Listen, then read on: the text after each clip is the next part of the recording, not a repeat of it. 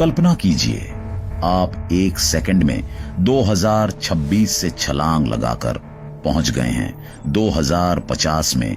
चारों तरफ चमकती हुई इमारतें, उड़ती हुई गाड़ियां नहीं बल्कि उड़ती हुई निगरानी, हर जगह कैमरे, ड्रोन, सेंसर और लोगों की आंखों में आजादी कम, थकान ज्यादा।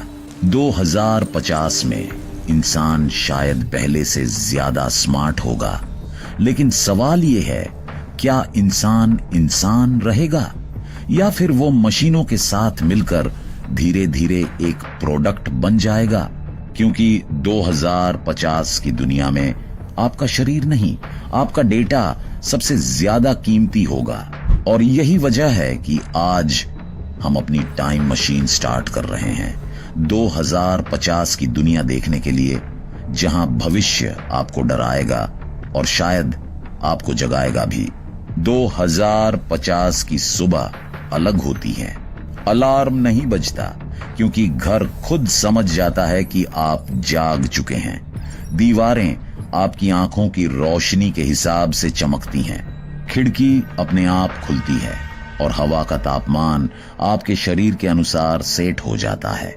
आपकी कॉफी पहले से तैयार है क्योंकि एआई ने आपके नींद के पैटर्न से अनुमान लगा लिया है कि आज आपका मूड थका हुआ है। अचानक एक आवाज आती है, गुड मॉर्निंग। आपकी आज की भावनाएं थोड़ी अस्थिर हैं। ये सुविधा है या नियंत्रण?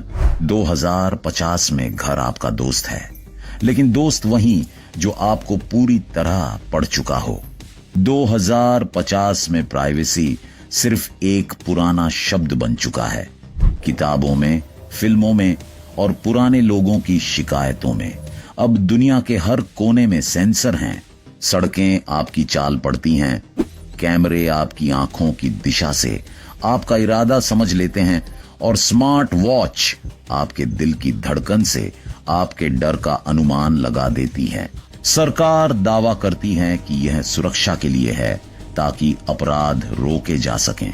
कंपनियां कहती हैं कि यह सुविधा के लिए है ताकि आपका अनुभव बेहतर हो। लेकिन सच ये है कि अब इंसान सिर्फ इंसान नहीं रहा, वह चलता फिरता डेटा बन गया है।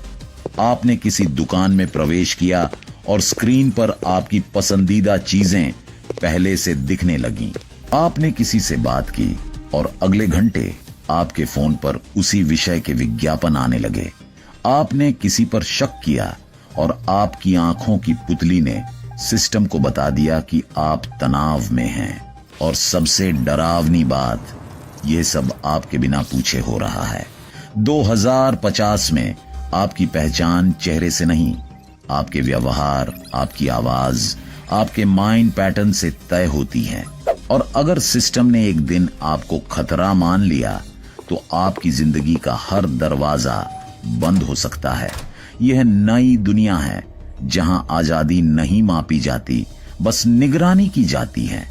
2050 में लोग नौकरी ढूंढने नहीं निकलते, वे काम खरीदते नहीं, वे खुद को किराए पर देते हैं। यह नई व्यवस्था है स्किल रेंटिंग। अब कंपनियां कर्मचारियों को स्थायी नहीं रखती। एक ऐप पर आप अपने स्किल्स डालते हैं, मैं डिजाइनर हूं, मैं वॉइस आर्टिस्ट हूं, मैं डेटा एनालिस्ट हूं। फिर एआई तय करता है कि आज आपका उपयोग कहां हो सकता है।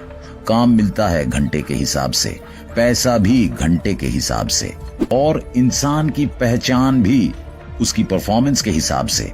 लेकिन यह सिर्फ शुरुआत है, क्योंकि 2050 में अधिकांश काम एआई और रोबोट कर रहे हैं।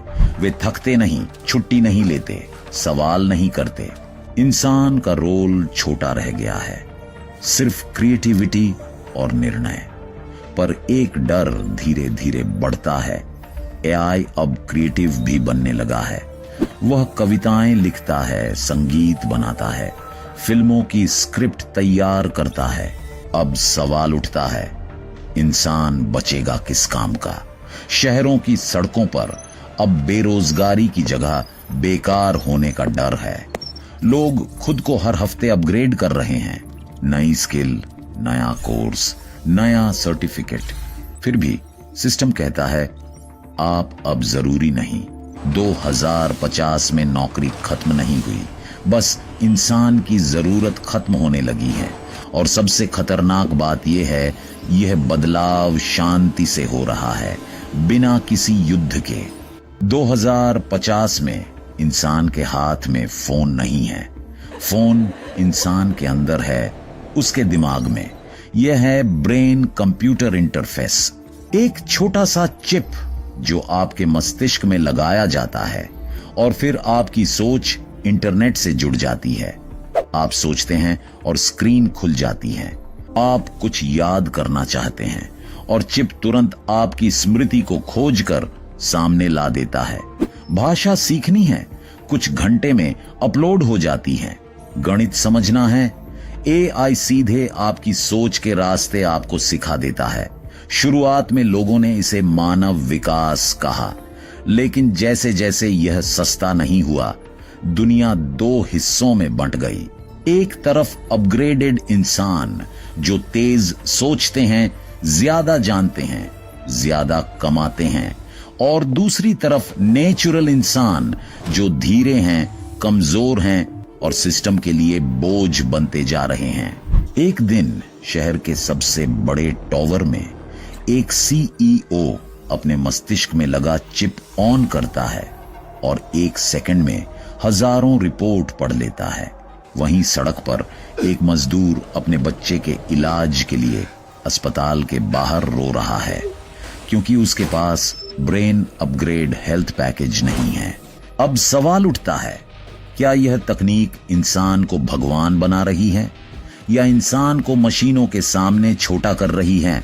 2050 में सबसे बड़ा डर यह नहीं कि मशीनें सोचेंगी, बल्कि यह है कि मशीनें तय करेंगी किस इंसान को सोचने का अधिकार है। 2050 में शरीर कमजोर नहीं रहा, क्योंकि शरीर अब मरम्मत हो सकता है। आपके खून में नैनो बॉट्स घूमते हैं, वे बीमारी पैदा होने से पहले ही उसे खत्म कर देते हैं। कैंसर अब एक रूटीन प्रॉब्लम। किडनी खराब, अस्पताल नहीं, 3D प्रिंटिंग लैब से नई किडनी। आंखें कमजोर, डिजिटल आंखें जो रात में भी देख सकें।